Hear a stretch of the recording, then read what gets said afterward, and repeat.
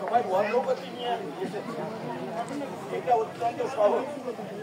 তাই আমাদের বৃদ্ধি, জ্ঞান, ইন্দ্রিয়, এরা সবকিছু অগ্রগতি সম্পর্কে দেখবেন। ধূমপান করার জন্য, তাস খেলার জন্য, মদ খাওয়ার জন্য কাউকে উপদেশ দেওয়া লাগে লাগে কাউকে উপদেশ দেওয়া লাগে না। সে তার আপন গতিতে এগুলো খেলে এবং এগুলো খায়। এগুলো অধোগতির কান। যেমন জল যদি আপনি ঘরের উপরে ফেলে জল কিনতে উঠানে এসে যাবে, এর জন্য কোনো শক্তি প্রয়োগ করা লাগবে। কিন্তু এই নিচের থেকে জল যদি আপনি উপরে তুলতে চান, হ্যাঁ, এখানে আপনার কৌশল নির্ণয় করতে হবে কিভাবে উপরে উঠানো যাবে। তাহলে আজকের আলোচনার বিষয়বস্তু হচ্ছে এই যে আমরা যারা জড়জগতে এসেছি অধোগতি সম্পন্ন হয়ে এখন কিভাবে আমরা গোবিন্দে পৌঁছাবো। এই যে গোবিন্দে পৌঁছানোর যে গতি, এইটার নাম হচ্ছে সৎগতি।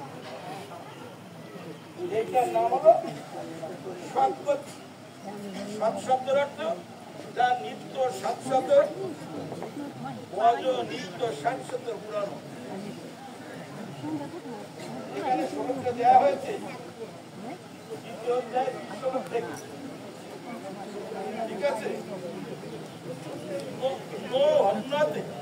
অন্য মানে শরীরে একে কেউ হত্যা করতে পারে না। হত্যা করে কাকে? শরীরটাকে হত্যা করে। আমরা হিন্দুরা যারা বলি জীবত্তা মহাপাপ, এরা হচ্ছে হিন্দুদের মহাশত্রু। এরা এই হিন্দু জাতিকে সবচেয়ে বেশি বিপদ করে দিয়েছিল। ভগবান তার স্বরে বলেছে জীব কখনো হত্যা হয় না, জীবকে কেউ হত্যা করতে পারে না।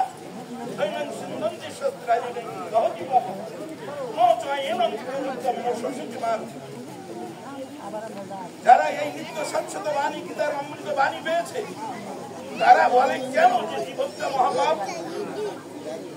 এরা ধর্মকে মানে না, এরা ভগবানকে মানে না, ভগবানের নির্দেশ মানে না, এরা শাস্ত্র মানে না, এরা যার যার খাম খেয়ালি একটা উক্তি প্রকাশ করে এই জাতিটাকে ধ্বংস করে দিয়েছে।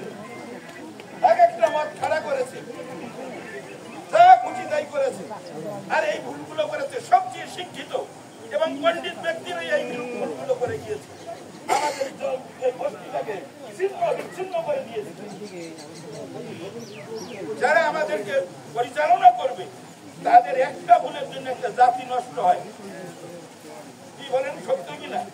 কিন্তু এই যারা অজ্ঞান অন্ধ, এদের 1000 লোকের ভুলের জন্য একজন ব্যক্তিরও ক্ষতি হয় না। শুধু ভক্তমন্ডলী, তাহলে জীব হত্যা হয় না, জীবকে কেউ হত্যা করতে পারে না। বলেন কলেব্বং মাসপুকম উপাসন হয়ে তত্ত্বই উত্ততে উত্তরং হৃদয় বললাম দুষ্ট করুণ। হে অর্জুন, হে জগৎবাসী, তোমার হৃদয়ের দুর্বলতা, ভীরুতা, কাপুরুষতা পরিহার করো। প্রত্যেকটা দেব দেবীর কাছে অস্ত্র।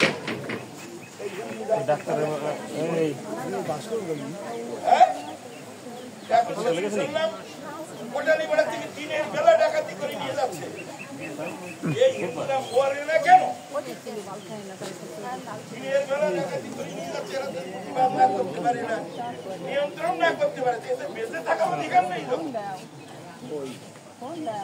ভক্তমন্ডলী, আমি যে কথাটা বলছি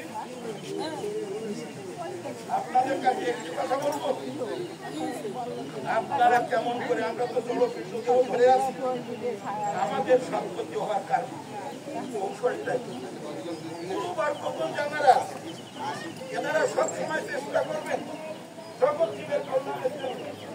এই জীব জগৎ কেমন করে জন্মমৃত্যুর চক্করে বন্ধন ছিন্ন করে দিব্যধাম প্রাপ্ত হয়ে যায়।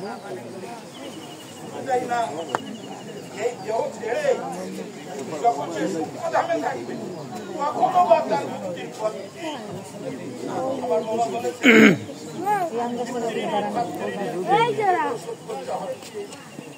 ঠিক আছে।